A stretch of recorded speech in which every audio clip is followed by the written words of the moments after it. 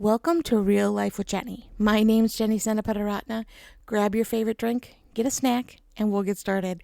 Today I have freshly popped popcorn because we love popcorn that is popped in the air popper with a little bit of butter. And I have some water because it's late at night and I can't have caffeine, so we're just keeping the H2O flowing. Well, here it is once again, the week of the year that we celebrate me, right? It's my birthday week. I know you're super excited. You are probably as excited as I am, which means not at all. My least favorite week of the year, and that's okay. So I have every year set goals. That is something that I love to do at my birthday. I love to sit down and be like, what do I want to accomplish in year 47? And the first thing that I went to was, what were my goals in 46? So I'm still 46. I still have time to finish these, right? Like I can still do some of these, but there were several that I hit and several that I missed. So first of all, for those who are like keeping track, I'm just going to go through and kind of tell you what happened and what didn't happen. So the first thing that did happen is 46 new foods or restaurants. Now that seems really high, except when you go to Japan and everything you eat is new and everything that you eat is weird and every restaurant you go to is brand new to you, so it's really easy to hit that goal. But when I made these goals, I didn't know I'd be going to Japan. So, it worked out.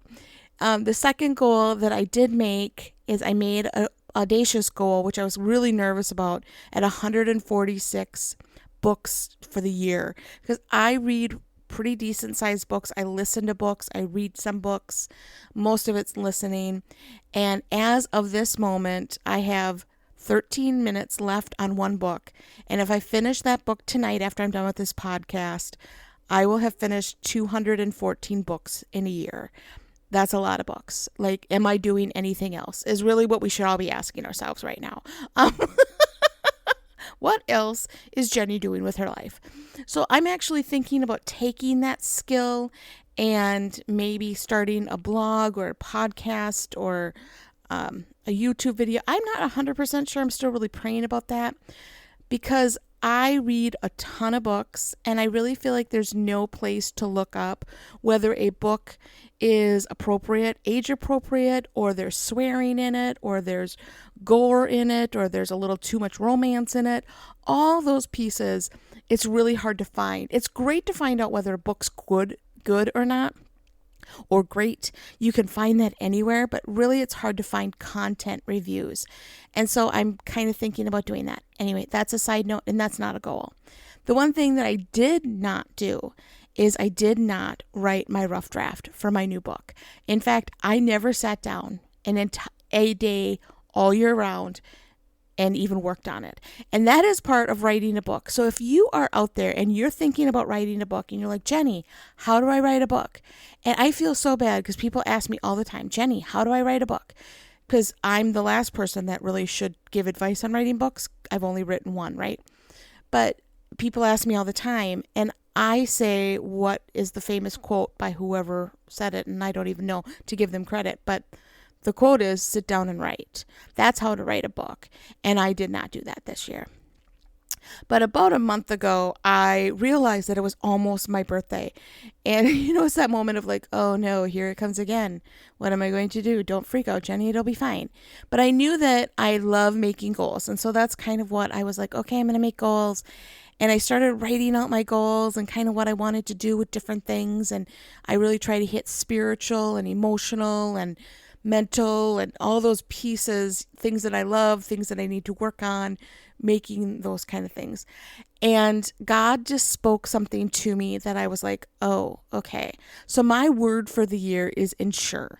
Now, I'm still working through that word. I have not enjoyed the word, to be completely honest with you. But I really feel like God was like, your word is to ensure. And that means that this year for your birthday, you're going to take a word. And I was like, I don't want to take another word on. But the word that I'm getting right now is the word freedom. And I realize that that seems really exciting and like, oh, this means I can do anything I want whenever I want. You're like, you already are. You're listening to books all the time. And that's true. I am. So there is some freedom there. But I realize that I have made kind of a little bit of a cage for myself. And so I wanted to talk to you about that just really quick as I'm entering into my 47th year and going, Lord, I need to find freedom. And there are several areas of my life that I know I need to find freedom. And so I'm going to share some of those with you, and hopefully you're inspired too. Because I have kind of made a cage out of rules and regulations and trying to guard myself from things that I've actually stopped doing things. Okay, I'll give you an example. How about that? So I had a very close friend. In fact, I've been burned several times by friendships. Friendships are really hard as an adult. Let's just be real. They're really messy and you hurt people really easily as an adult. And I've had some really messy friendships throughout the years. Let's just be real. I'm not a perfect person. They're not perfect. They've just been really messy. And one of my friends and I would call her my best friend, right? That we just had a really big falling out and it was really heartbreaking. But we would go out to eat to a specific restaurant all the time. Like we were always there. It was my favorite restaurant favorite restaurant. Like if anybody asks me, I'm like, dude, if we have money, let's go there, right? I'm going to give you a little clue. They have breadsticks. So, like one of my favorite places. And as I have been thinking about this word freedom, I realized that that friendship fell apart quite a few years ago, almost over probably 12 years ago. And in those 12 years, I have only been inside that restaurant for 3 times. I have not just that specific restaurant, that chain of restaurants 3 times in the last 10 years. So I have said, I am not going to deal with the pain of the remembering of that relationship, and I'm just going to give up one of my favorite restaurants. And I feel like that seems like freedom at first. And at first it is, right? But now it's been 10 years, Jenny.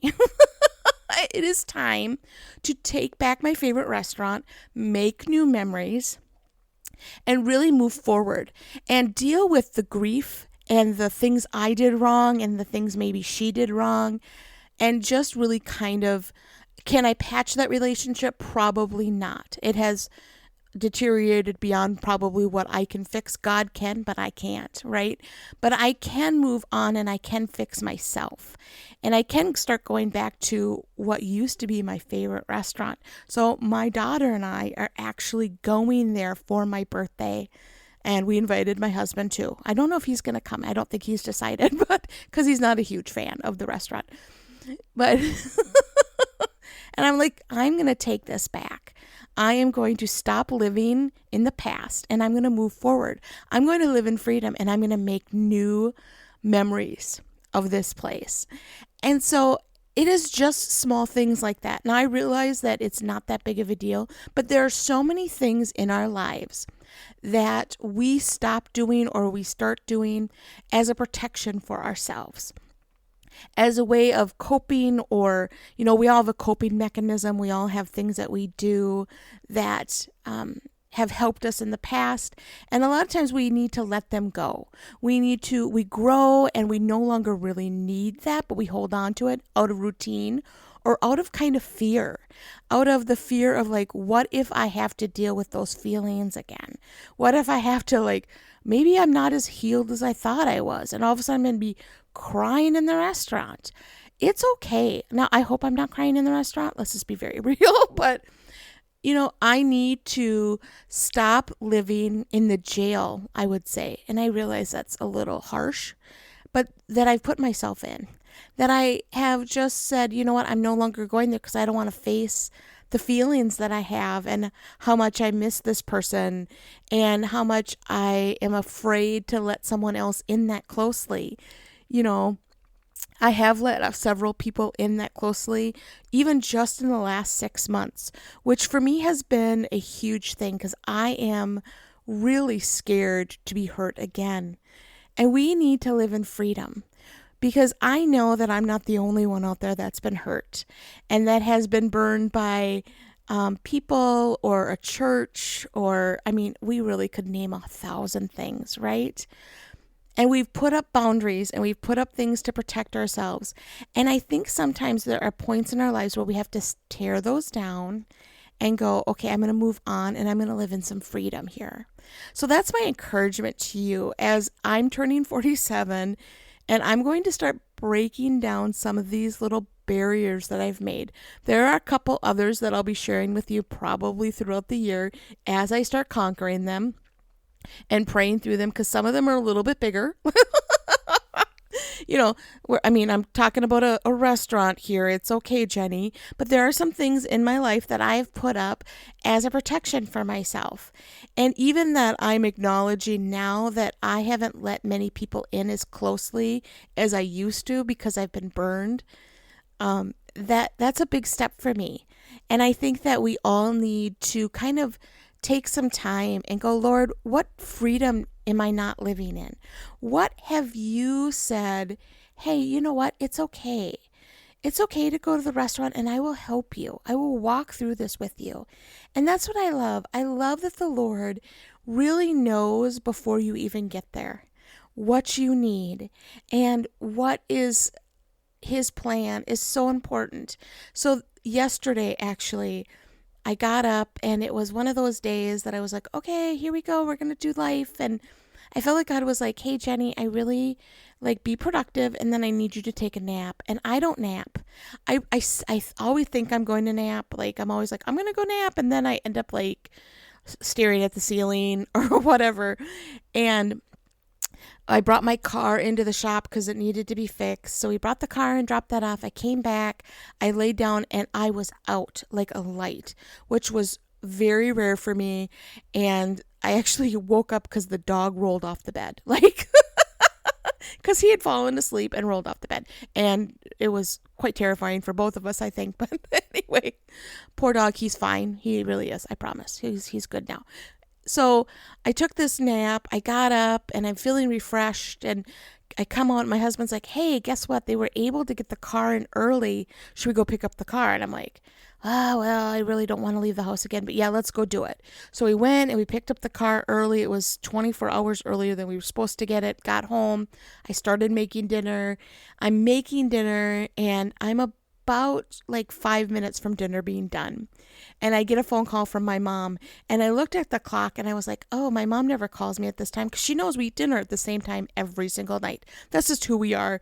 So most people know we eat at 5, so they don't call. And I answer the phone, and my mom's like, hey, Jenny, I just got a call. And I was like, oh, okay, great. You always get calls, and you're never sure what the call is about. And she's like, the doctor needs me to go in. My test results weren't great, and I need to get into the ER, and they need to do some tests and some checks. And I was like, okay, adrenaline starts pumping through your body.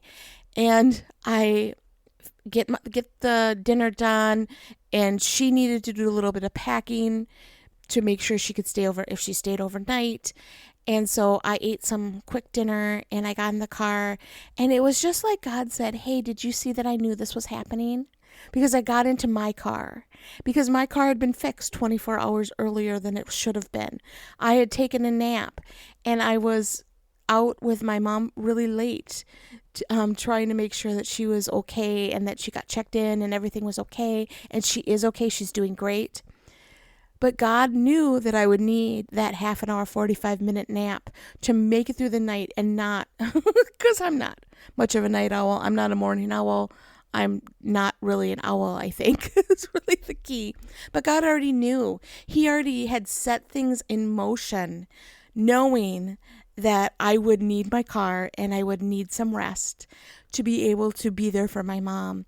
And so I really feel like that was, for me, a really great reminder of my next year coming ahead, that as I walk in freedom, and I'm going to start letting things go that have been holding me back, and start breaking the chains that I have built myself sometimes, or someone else's negligence, or my lack of trust in something, whatever chains that I have, which I know we all have, I'm going to start breaking them off one by one, and I'm going to start living in God's freedom, knowing that He's already given me the tools earlier that day to walk forward in His freedom. Well, I know that's kind of heavy for my birthday, and I'm sorry, but I guess we're just there right now. Well, that is all I have for you this week. I am excited to walk into freedom and see what that really means for year 47 for me. And I'm hoping as we walk through this journey together, I will try to be as authentic and real with you as I possibly can and really talk to you about what I'm learning, because I think that this is going to be not easy. That's going to be a nice way to put it, right?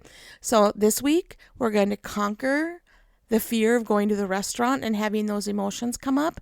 And I'm going to enjoy my breadsticks with my family. And we're going to have a great time. And we're going to start making new memories and live in that freedom. So what are you going to do this week to break a couple chains and maybe break those things that you have been holding back from, that you've been afraid of? And let's kind of see what we should be moving forward towards.